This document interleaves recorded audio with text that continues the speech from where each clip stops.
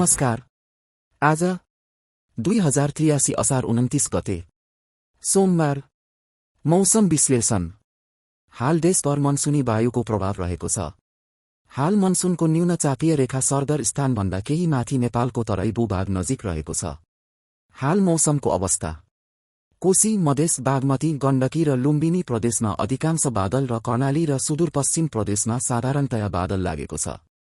कोशी, मधेस, बागमती, गण्डकी र लुम्बिनी प्रदेशको केही स्थानमा तथा कर्णाली प्रदेशको 1-2 स्थानमा हल्कादेखि मध्यम वर्षा भइरहेको छ।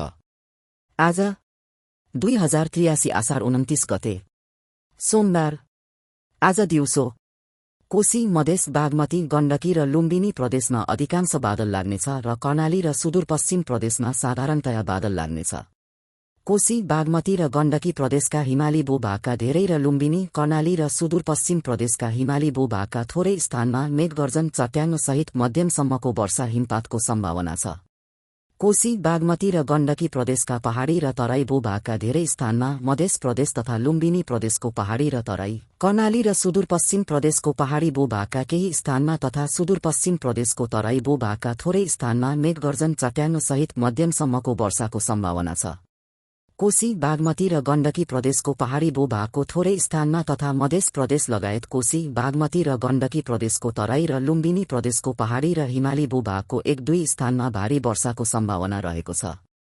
आज राति कोशी, मधेस, बागमती, गण्डकी र लुम्बिनी प्रदेशमा अधिकांश बादल लाग्नेछ र कर्णाली र सुदूरपश्चिम प्रदेशमा साधारणतया बादल लाग्नेछ। कोशी र बागमती प्रदेशका हिमाली भूभागका धेरै स्थान, गण्डकी प्रदेशको हिमाली भूभागको केही स्थान र लुम्बिनी, कर्णाली र सुदूरपश्चिम प्रदेशका हिमाली भूभागका थोरै स्थानमा मेघगर्जन, चट्याङसहित मध्यमसम्मको वर्षा हिमपातको सम्भावना छ।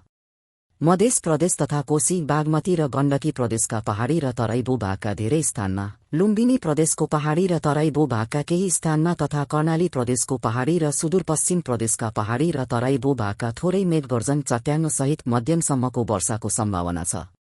कोशी प्रदेशको पहाडी र तराई भूभागका थोरै स्थानमा भारीदेखि धेरै भारी वर्षा साथै बागमती र गण्डकी प्रदेशको पहाडी र तराई भूभागको 1-2 स्थानमा भारी वर्षाको सम्भावना रहेको छ।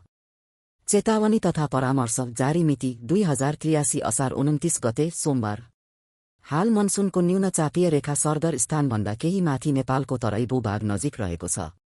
कोशी प्रदेशको पहाडी र तराई भूभागका थोरै स्थानमा भारीदेखि धेरै भारी वर्षा, बागमती र गण्डकी प्रदेशको पहाडी भूभागको थोरै स्थानमा, मधेस प्रदेश लगायत कोशी, बागमती र गण्डकी प्रदेशको तराई तथा लुम्बिनी प्रदेशको पहाडी र हिमाली भूभागको 1-2 स्थानमा भारी वर्षाको सम्भावना रहेकोले ती क्षेत्रमा हुन सक्ने गेग्रान, बहाव, बाढी, पहिरो तथा भूक्षयका जस्ता प्रकोपको जोखिम वा क्षतिबाट बस्न तथा यसबाट ती क्षेत्रहरूमा दैनिक जनजीवन लगायत कृषि, स्वास्थ्य, पर्यटन, पर्वतारोहण, सडक तथा हवाई यातायातमा असर पर्ने सम्भावना रहेकोले आवश्यक सावधानी अपनाउनुहुन र विभागको पछिल्लो सूचनामा अद्यावधिक रहनुहुन अनुरोध छ।